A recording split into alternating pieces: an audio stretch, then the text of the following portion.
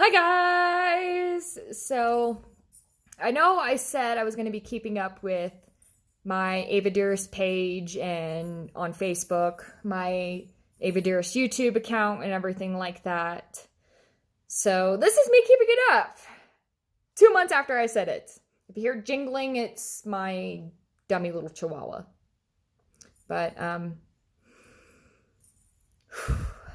it's going to be recorded this video before it wouldn't upload, so this is the second try of this video, so I could probably say a lot more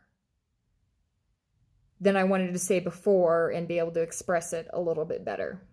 I'm sorry if I look like crap. I've been dealing with a broken refrigerator today and maintenance people coming and potentially more maintenance people coming to fix the floor because we had a water leak and there's water damage to the wall behind my refrigerator because the ice maker water hose broke and been leaking everywhere for the couple of years, and we didn't notice it until Travis tried to clean around the refrigerator. But a lot of people have been asking me where I've been, what I've been doing, why I'm not at shows anymore. And I've been posting a lot on social media recently, what's been happening, but this is kind of the story of everything. Basically, what endometriosis is the endometrial tissue that lines the inside of the uterus